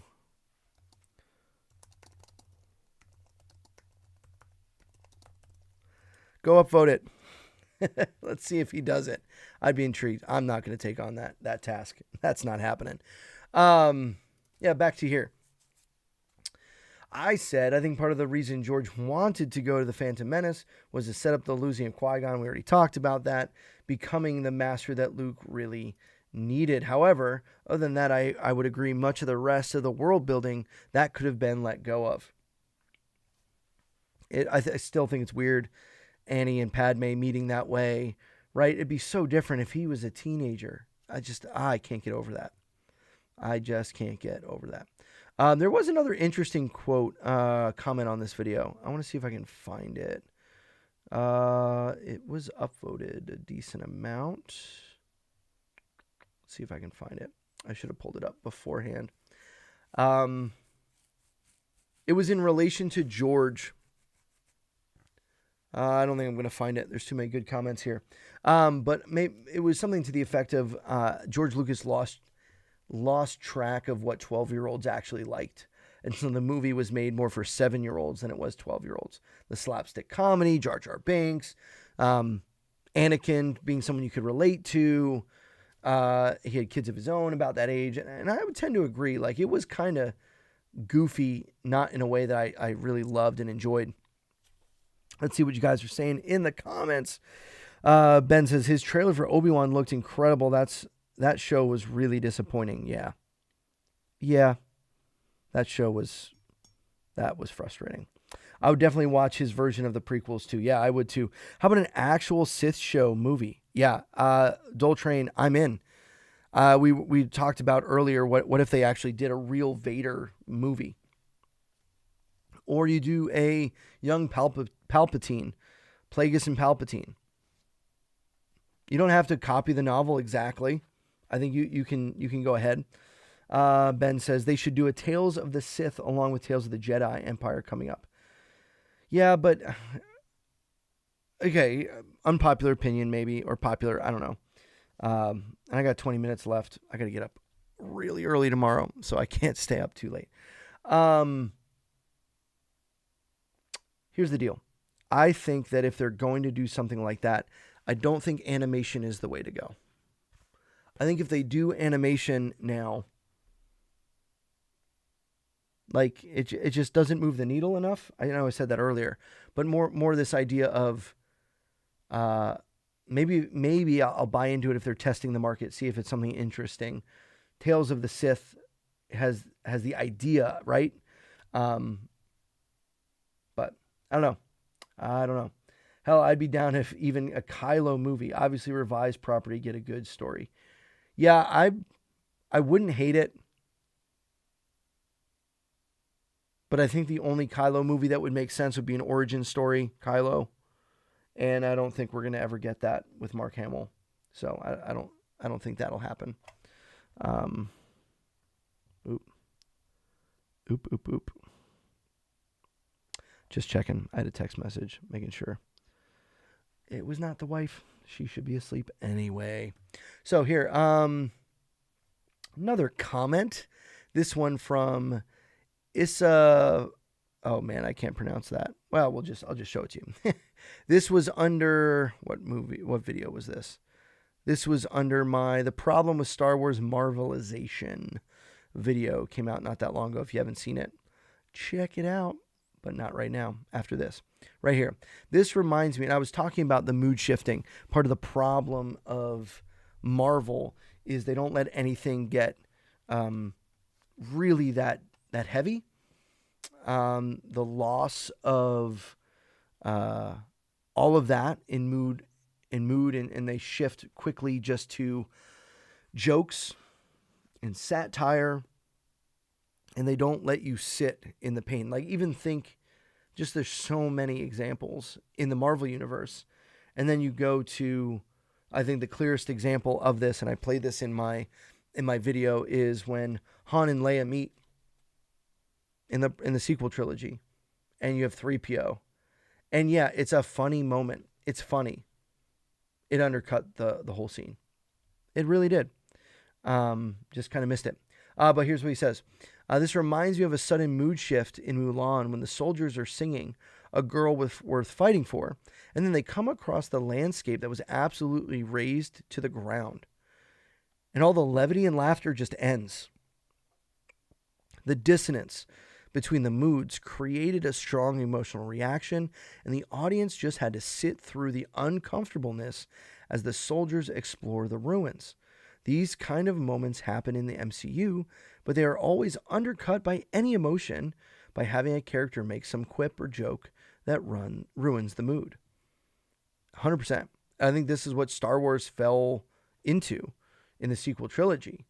Meanwhile, Rian Johnson and J.J. Abrams just trying to give middle fingers back to each other, which is basically what I felt like the whole dang thing was. And look at that, and then look at Andor. Man, Andor is just a moment after moment of letting you sit in the uncomfortableness, letting you sit and walk through the what just happened. And like, can you imagine you get the whole One Way Out, overthrow Narkina 5, Kino Loy, the whole thing, and you get to the top, music swelling, you're built to this whole moment, and they're about to jump out, and he says, "I can't swim." And instead of Andor being pushed out, instead of Diego Luna being pushed out, and that kind of just, then that zoom to that weird, just like cropped out view that was just perfect, but it just gave you the scale. They cracked a joke and then jumped out. Right? Like it's stuff like that. Like that's what Marvel would do. That would make a joke of it. But Andor doesn't do that. And I think that Star Wars needs to not do that. The droids, I love the droids. But even the jokes and the moments in the original trilogy, go back and watch through, don't undercut the story. They further the story, and that's the difference. It's in service to the story, where it's getting a laugh. And everyone's just trying to and the whole thesis of this video that I put out here, the whole thesis of this video is basically that Star Wars, and I think movie in general, started copying Marvel and what Whedon did with the Avengers, because it was so successful and the MCU was so successful that they just started copying that stuff, and it's made its way into all cinema. Like every superhero movie is the same. And everyone's only making superhero movies. Except Dune. You don't have that with Dune. You don't. You didn't have that with the Joker. The first one, the second one. You didn't have that with the Batman, right? I think DC does it a little bit different. Yeah. So let's take a look at there were some other good comments here. This one was a great comment. Excellent essay. Fun fact. Criticism is not hate. You know what? I loved that saying so much. I made it into a t-shirt. A t-shirt. Here, let me show you. And this is not, don't go to the shop to buy something you don't want to buy. But I do have a shop. You can buy this hat, is on there. Well, a hat like it, because I had to upload it like 17 different times. Because for whatever reason, they kept saying copyright strike or copyright from Disney, I think. But yeah, here, I turned it into a shirt. Criticism is not hate. Criticism is not hate. I think this is I can't zoom in. It won't zoom in anymore. But yeah, there's the shirt. I thought it was hilarious. Great comment. Great comment. Criticism is not hate. And that's what this channel tries to be. Trying to make Star Wars like Marvel is stupid. Just make the universe too small and limited, lacks creativity. Yeah, no creativity at all. Disney content is no longer made by artists, but by money men and committees. I would change that to money women and committees and test screenings for max profit. They don't even do that. They don't test screen for max profit. There was what was it? Recently, going around on X. Who was it? I can't remember. Dang it. Some big channel, you know what I mean, on X commented that they're thinking about doing super fan groups. And I thought that was an absolute horrible idea. Such a bad idea from so many levels. To try and figure out, like, hey, how do we don't want to upset fans, so let's bring together a board of directors that will help us make sure we don't upset fans anymore. Absolute nonsense. If you want me to explain all my reasoning as why that is, let me know. I'll make a video on it. But like I said, I don't make every video just because something pops up on Twitter. I want to make like videos you guys actually enjoy. And that's kind of my hope. It says the empty feeling used to be trope problem fringe logic, i.e. if you end up with the fridge logic. If you end up at the fridge watching and wondering what happened, it's the transition from emotion to logic when the suspension of disbelief lifts and your feelings have cooled down. Now you have to deal with the mystery boxes and the deconstruction in the movie, right? All these mystery boxes. That's what Force Awakens is just one mystery box after another mystery box after another mystery box. No answers. All possible potential. And it was all crapped on. Why did that happen? So I want to look through. This was a long comment, but I thought it was an interesting one. Also, the Bendu. Hey, you're awesome too, man. Thank you for commenting positive comments. And you can disagree with me in the comments, guys. I can take it. I have thick skin. We don't have to agree on everything. You absolutely can disagree with me, and it won't hurt my feelings. We can be adults about this. Here we are. And he says, because one of the biggest issues you have with transitioning between emotion and logic is you notice more and more. Because the emotional manipulation fades over the first viewing, that isn't supposed to be part of the crafting of a film. Modern audience is a problem of modern emotion. I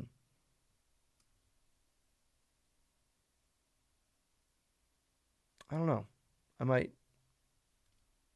Let's see what he says. I might disagree with that, but I'm intrigued. There's definitely some thought put into this. So let's put some thought into it as well. Emotional moments in movies are not understood well, and they tend to be manipulative to go for big explosions, big set pieces, lots of characters. Why? It's emotional. Yeah, I would say that's emotional manipulation. Sure. Now you've got me. I was trying to follow you in that sentence. Yeah, and I think that, honestly, a lot of people thought that you could just emotionally manipulate us with member berries and nostalgia in the sequel trilogy and that work. But what did we get? We didn't even... Luke, Leia, and Han didn't even appear on screen together. And don't get me wrong, one scene of that wouldn't have made the movie good, but it just shows you can't even do it well when you just want to be all about the nostalgia. Anyway, and it's coming up more and more because emotional manipulation is not understood by new directors. Yeah, and I think that... okay, so I think what you're saying is when you go back to older film, the way that directors manipulated audiences was more subtle. It was in the writing and the directing and the emotion in the film. Now it's just explosions and set pieces and humor, right? I think... you guys agree? Is that what he's saying? I don't know. Let's see.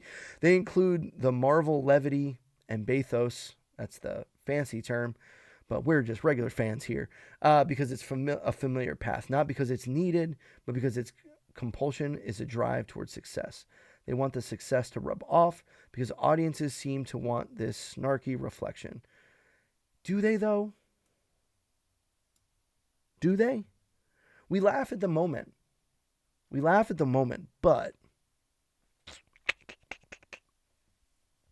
yeah, Dole Train, Anakin being the chosen one, I would agree. That's a better way to say what I said, but that was what he was trying to show, along with, I think, him being the chosen one and Qui-Gon no longer being his master. But yeah, maybe you're right. It might be more clear of why. Anyway, back to what we were talking about. Sorry. Keep comments coming. We'll pause here in a moment and look at comments. There's also a risk of aversion in studio production. They insist on the comedy because of the risk of alienating the fragile audience. I think audiences are smarter than we give them credit for. I think they are. I think there are some. That's kind of my opinion, though. While others go the opposite direction, making trash with studio money to offend people like Joker 2. Yes. Or Civil War, where photojournalists still exist in a far-flung America, making fun of a synthetic audience to capture their flaws on film, to show their delusions have power given from form and currency. It's fairly common in 1970s and 80s when people could self-fund movies to VHS, and even the 90s before YouTube and fan films. But in the 2020s, with YouTube, it's kind of setting fire to money.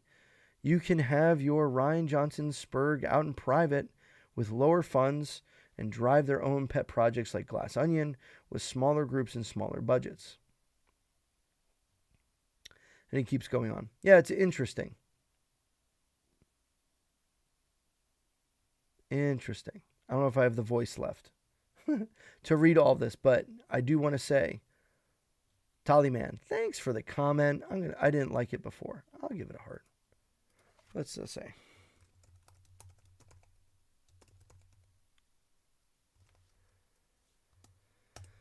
Up. There we go. But yeah, so if you haven't checked out the shop, you can do that. Here it is. All the cool stuff. Got a general cap on there. Got the Tears of Disney shills mug. No, this is not a channel where we just complain about shills, but that makes me laugh. Here's the one that's up there right now. A little bit different than the one I'm wearing, but I had to go in and hand draw. I drew this one myself because I think then it won't get copyright struck. Maybe? I don't know. I don't know how any of this stuff works, guys.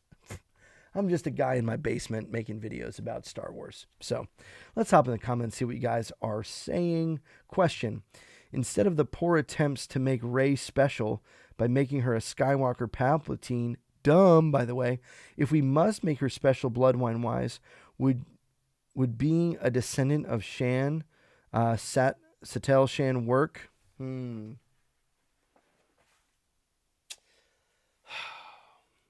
Honestly, I don't like the... I don't know. I just don't love the whole bloodline needing a connection. I liked it better when, like... So I'll give you a little preview of the video coming up. I actually thought that Rey's introduction in The Force Awakens was really solid. Scavenger, loner. It gave us the scale of the downed ships on Jakku. Her life is hard, but she still has a bit of wonder to her. Like, I thought all of that was really good. I don't think we needed a bloodline reason for her to be Force sensitive. I don't know. I would just chalk it up to the will of the Force. And I'm okay with that. But I'm a little different. Yeah, it's interesting. He said, I've always said forever half of the issues we're faced with Hollywood could be resolved if we reduced IP protections by a huge margin and reduced grandfathering in. To hell with Disney's ownership. Yeah, to a degree. Not trying to spam, but I use Microsoft Edge and it has a reader in it that you can read comments or any other text for you. Great time saver. That's possible. Yeah. If I didn't want to read all that, I do want to read all that. I'm just not going to read it all out loud right now. I'll come back to it. That's good. That's a good thought. And you're not spamming. You guys, you can throw any comments in, questions. I've got about 10 minutes more of hanging out with you guys. Let's hop on another one of these videos. Let's see. Let's hop over to the channel. Let's hop on a video and see what people are commenting about. That isn't just fan drama. So if you haven't gone and seen, we were looking at the problem with the problem with Star Wars Marvelization. Maybe I do need someone to read this for me. Modern Star Wars is garbage. That was a reaction. Sad reality. That was just a video about... See, these are the ones that I probably won't make as much anymore. This was just reading an article from the John Carlos Esposito. Yeah, and if you haven't checked out, this is the one that I would love. I think you'll enjoy. I'm throwing it at a lot of the end of videos, and we'll see. Here, let's talk about this. Let's talk about this one. I'm sure there's some comments here that we can take a peek at. Gotta get past all the nonsense. Here we go. Okay, 36 upvotes. Nope. When it comes to Disney Star Wars, I'm done. I no longer care what they do. They had the opportunity to do this years ago, but now it's just a case of too little too late. So I asked. I agree, too little too late. What would it take for you to be interested in Star Wars again? Because I think it's a question, right? We can be done, but what would it take for us to come back? I'm curious, what do you mean by do this years ago in your mind? Da-da-da-da-da. Did he answer? I don't think the original... He didn't come back. Bummer. Would like to see what you thought. Mike Sidious. What would it take? What would it take? Lanix says, I'm actually going to disagree with you on this one. Not the bloodline take. I agree 100% with you. I think Scavenger Nomad Origins was a poor choice for a character like Rey. Oh, interesting. Tell me more.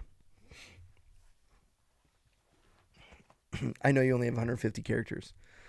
What would you have done then, Lanix? What do you think?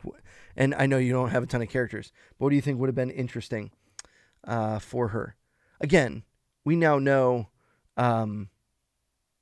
where this all went, and we all know where the whole video movie saga went. But yeah. And so then tell me why you think the bloodline would have worked. Oh, not the blood. Okay. Yeah. I would be interested to see what you think. Let's hop on the Twitters. Let's see if there's anything fun to take a peek at. Let's see what's happening over there. I gotta zoom in. It's too tiny. We have a stupendous wave take on the Joker 2. I'm not gonna go see it. Joker 2 felt like it was 4 hours. I'll wait till it's free, and I'll waste my time that way. Yeah. Oh, did you guys see this? Ewan McGregor says they're exploring ideas for Obi-Wan 2. They better call up Stuart Beatty, if that's his name, right? Did you guys see that video? What did you think of that? I have thoughts, but I didn't make a video about it yet. I don't know. I'm not sold on the Beatty cut of Obi-Wan. I think there's still issues. But he wants to wear Clone Wars armor and do more flashbacks. Hayden Christensen. Hey, thanks, Planet. Thanks for another super chat. Appreciate you. Appreciate it. Interesting. We'll see what happens. Obi-Wan Season 2. I don't know. Is there a realm where Obi-Wan Season 2 is even good? Is it possible? Like, where would that story even go?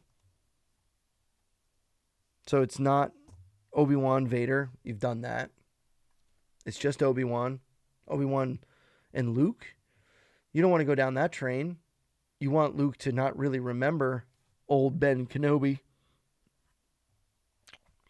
So I don't even know what they would do. I don't know. Who knows? What do you think? Any thoughts, chat, on what they're going to do? And if you get it right, you can always say that you said it first here on the channel. How do they think this is a good idea? Like, exploring ideas. I know this is early, but man, that show was so bad.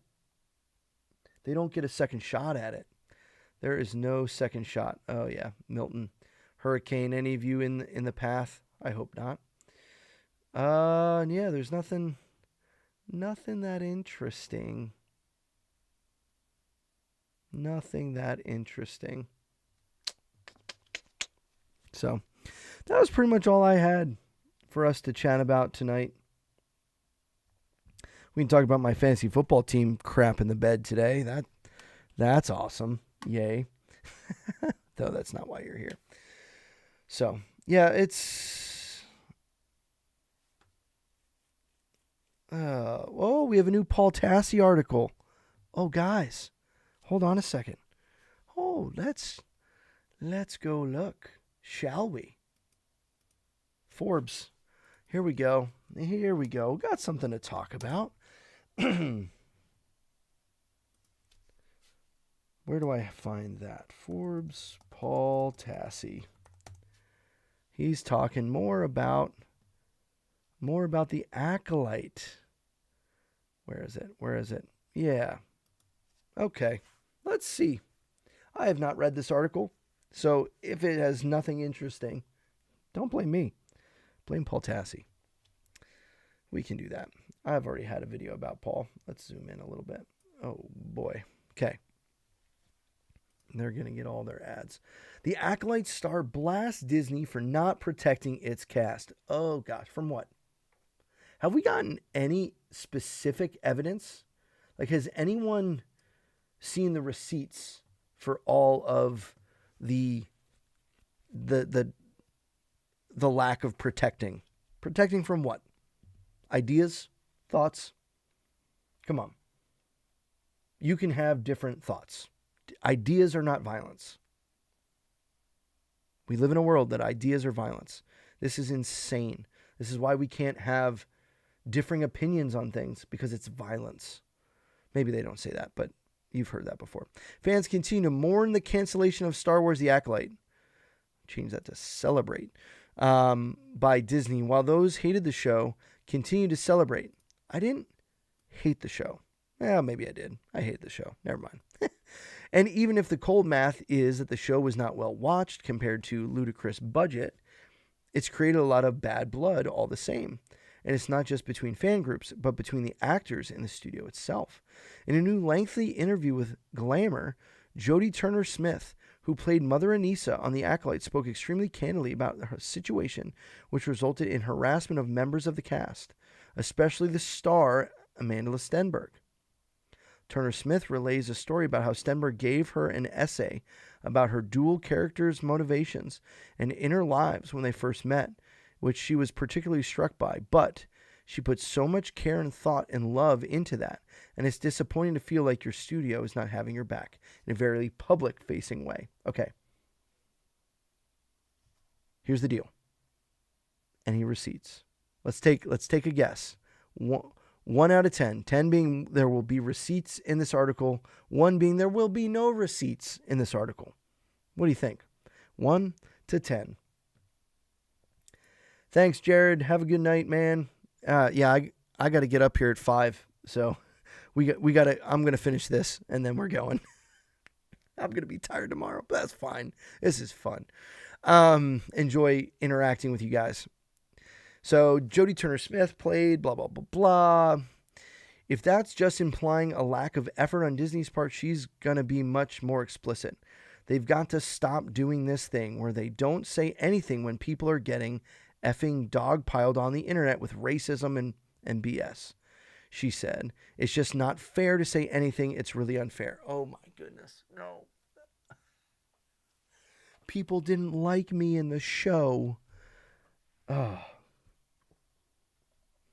Guys, I'm sorry. Like, so can critics not say bad things about it? Like, how many of the things being said were actually racist? Just because you think it's racist doesn't mean it's racist. I'm sorry. Don't get me started. It would just be nice if the people that have all the money, that's what it's about. It's socialist perspective. Take their money and give it to whether that be Disney or any other studio, we're showing their support and putting their feet down. What are they supposed to do? It says this is unacceptable. You're not a fan if you do this. Make a really big statement and just see if any money leaves. I bet you it won't. It did. The money left. They deleted Acolyte. Not necessarily the show itself, but they just wanted to get out of there. The money wasn't there for the Acolyte. That's the whole point. They might find that it's actually more lucrative for them, but everyone's using woke like it's a dirty word. My problems with the Acolyte are not that it's woke. Go here. I'll prove it. I'll prove you. My issues with the Acolyte are not because it's woke. I'll show you. You might not have seen this video. I'll show you. Here's the video that I made on my channel that I would... Here's the real issue. Where is it? Here it is. Right here. Go watch this. Bad plot twist. The real reason people hate the Acolyte. That's it right here. It's nothing to do with being woke. I'm not saying the show isn't woke. But you can make a whole case of why it's terrible and not even mention it. But no, that's what we got to do. It's the most pointed statement from a cast member about the toxicity facing the show's cast. Not necessarily in regard to why it's being canceled, but in terms of Disney appearing to offer little support to its vulnerable cast members facing mass harassment. Then make good stuff. Right? Make good stuff. Yeah, it's them claiming the wokeness is just it. Atlantic says, as for Rey's ties, in my opinion, universe Star Wars Lost the Jedi Order Republic universe should be ascending more into chaos with Palp Vader's fall. Lot 2. Planet says, stay awake. I'm doing my best. That being said, love the prequels. You know, I'm easygoing about movies to an extent. not headed about it, but I do have big opinions on Star Wars told across the board. I think about it a lot. Hey, big opinions. I love them. Keep them coming. I don't know, man. Is what it is. They Thanos snapped Acolyte. Yes, they did. There's no doubt a racist sect on the net attacking Star Wars and other geek content, but that doesn't mean criticism comes from racism. Yeah, so here's my issue. If you label everything racist, there's nothing racist. If all you do is complain about things being racist without actually being specific, what do you mean? Show me. What do you mean?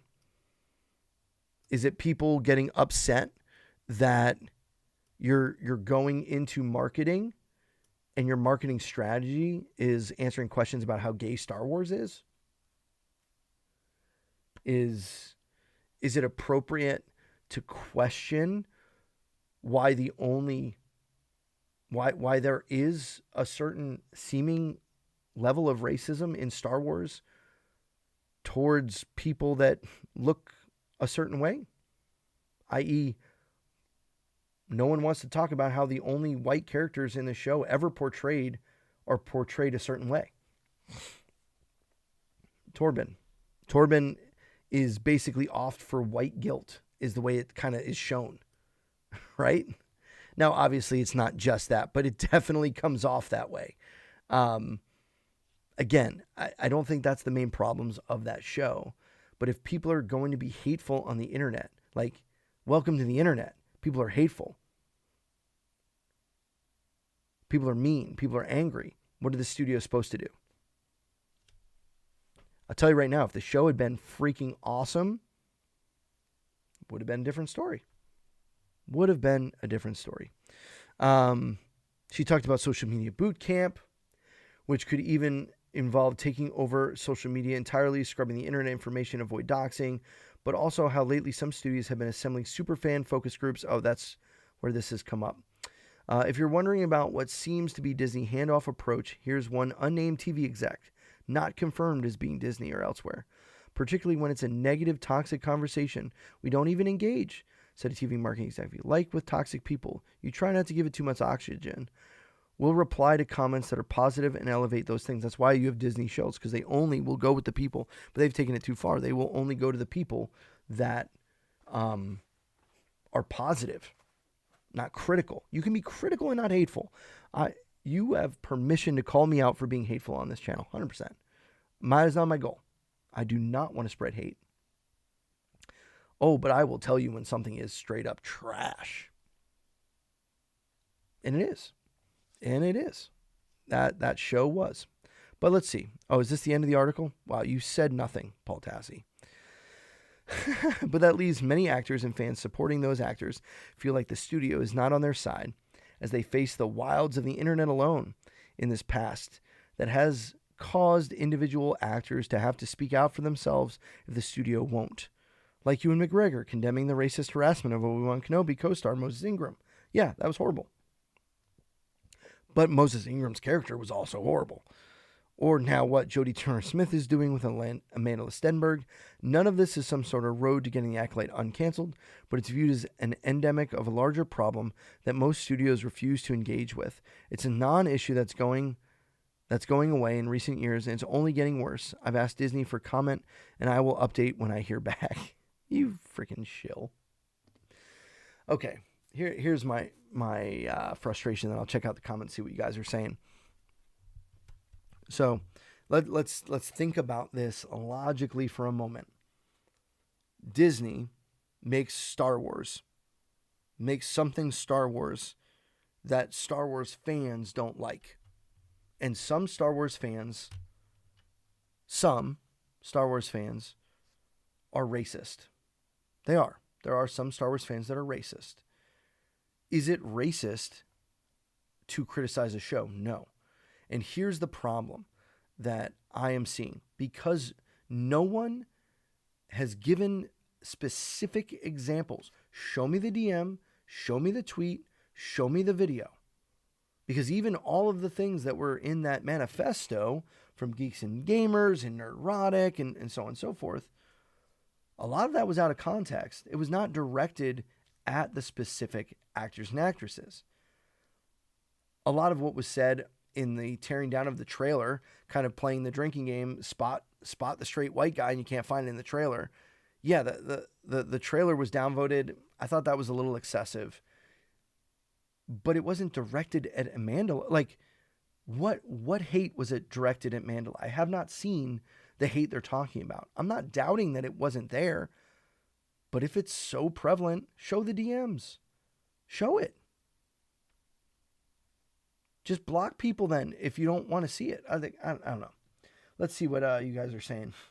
Half my problems, the acolyte, are they woke? The other half is part that's actually the worst story told. Not me being suspenseful or overdramatic. I mean that completely. Yeah, I think the quote unquote wokeness though comes more out in the way the company works, not as much as the thing that's on screen itself, if that makes sense. I think Disney's need to include people that are so diverse instead of people that are passionate and good at their job is a problem. And we're seeing that, and the quality suffers. Acolyte was universally criticized. Yes, it was, except by shills. Planet X says, the Acolyte was bad, but I didn't hate it. I don't know. My feelings are mixed. Yeah, right? Like, I don't want to say I hated it, but I definitely did not like it. It was definitely the thing I enjoyed the least out of anything Star Wars has made. But at the same time, Reva was almost objectively a horrible character. Yep. Not almost. She was an objectively horrible character. Especially when you hear that's the part that I enjoyed about Stuart Beattie with talking with Star Wars Theory. I thought his handling of Reva was way better. Ben says, I read that one. Planet X, I get sick of being called a racist for criticizing a show. I'm Native American. Am I racist for saying I don't like a TV show? Yeah, here's the thing. I just show the receipts, somebody.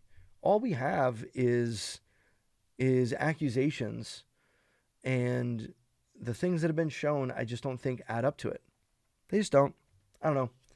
That's my view. Guys, it's 12:15 or almost 12:15. I do have to get running. I appreciate you being here. If you're just stopping in and you haven't yet, hit a like on the video. I probably should have said that like, I don't know, an hour and 45 minutes ago. Yeah. Please do that. It just help get it out to more people. And if you enjoy this kind of live stream stuff, let me know in the comments. We can do more of this. I enjoy hanging out. Maybe not this late on a Sunday night when I got to get up early, but this is more fun than